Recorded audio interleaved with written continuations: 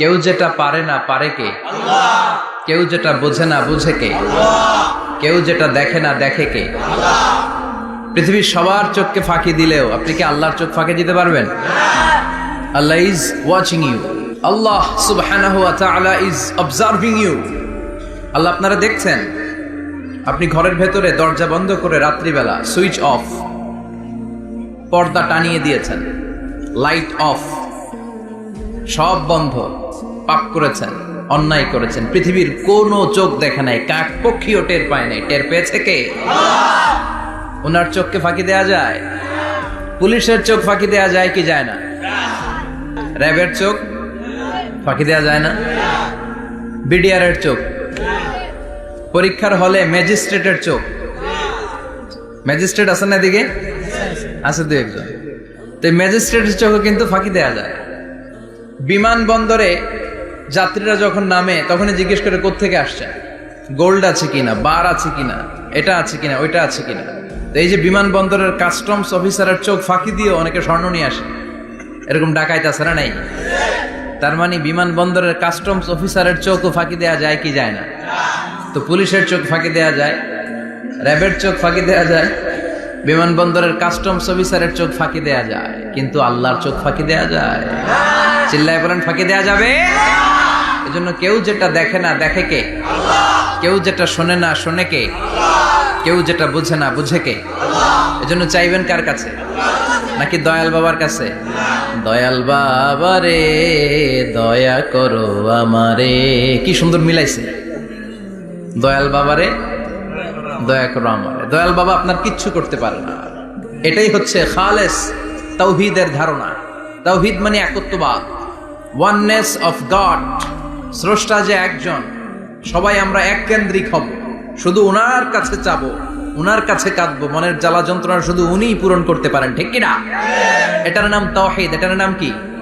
তাওহীদেরই মুর্শিদ আমার মুহাম্মাদের নাম বলো, মুহাম্মাদের নাম। আল্লাহর নাম জপলে বুঝতে পারি আল্লাহরই কালাম, বলো মুহাম্মাদের নাম।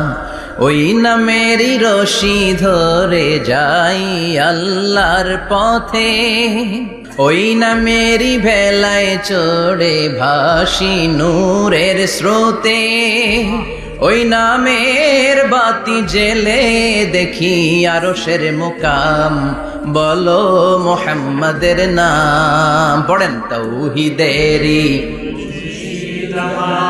মুহাম্মাদের নাম বলো, মুহাম্মাদের নাম। আল্লাহর নাম জপলে বুঝতে পারি আল্লাহরই কালাম, বলো মুহাম্মাদের নাম। চিল্লায় পড়েন আল্লাহু আকবার।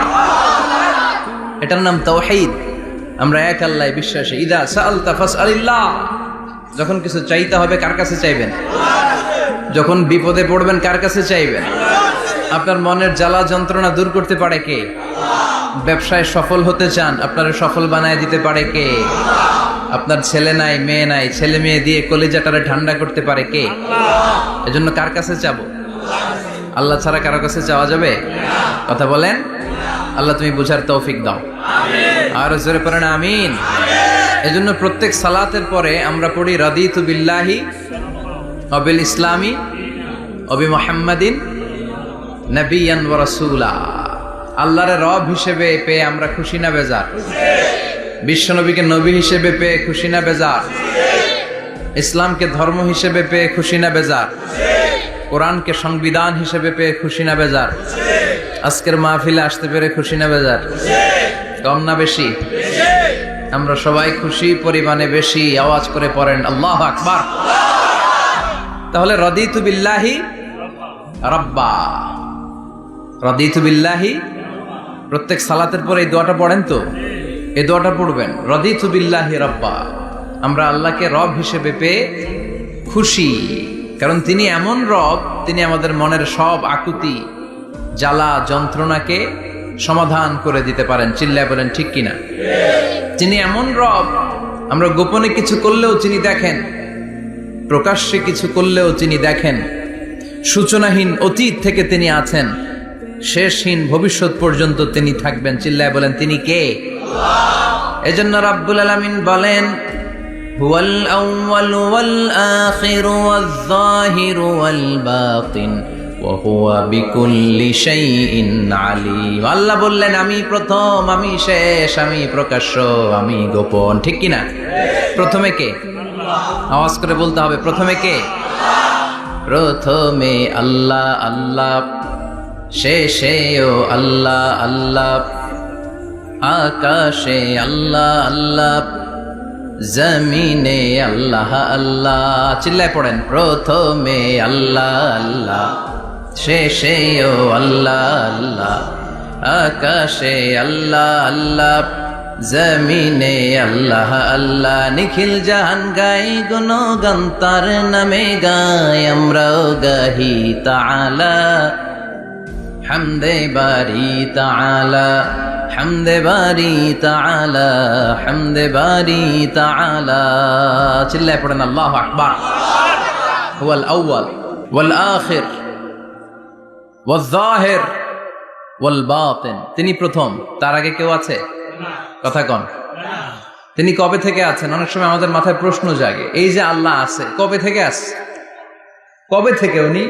শুরুটা কবে? আল্লাহ বলে আমি সূচনাহীন অতীত থেকে আছি। আমি এমন অতীত থেকে আছি যেই অতীতের কোনো সূচনা নাই। সুবহানাল্লাহ কইবেন না? আবার আমি সীমাহীন ভবিষ্যৎ পর্যন্ত থাকবো। সুবহানাল্লাহ পড়ে। এমন ভবিষ্যৎ যেটা সীমা নাই, এমন অতীত যেটা শুরু হয় নাই। তিনি হচ্ছেন আল্লাহ। চিল্লায় বলেন তিনি কে? এজন্য আমরা বলি রাদিতু বিল্লাহি রাব্বা, রব হিসেবে আল্লাহ তোমারে পেয়ে আমরা খুশি। এজন্য আমাদের ইবাদতের সব জায়গায় এই রবের নামের গুণগান আছে না নাই? আমরা যখন রুকুতে যাই আমরা পড়ি সুবহানা রাব্বিয়াল, আবার যখন আমরা সিজদায় যাই আমরা পড়ি সুবহানা রাব্বিয়াল আ'লা, রুকুতে গেলে সুবহানা রাব্বিয়াল আযীম, আবার যখন সিজদায় যাই তখন আমরা পড়ি সুবহানা রাব্বিয়াল আ'লা। আবার কবরের জীবন যখন আমরা শুরু করে দিব, কবরের প্রথম প্রশ্ন হবে তোমার রবের নাম কি? আমরা বলবো আল্লাহ আমারে রব,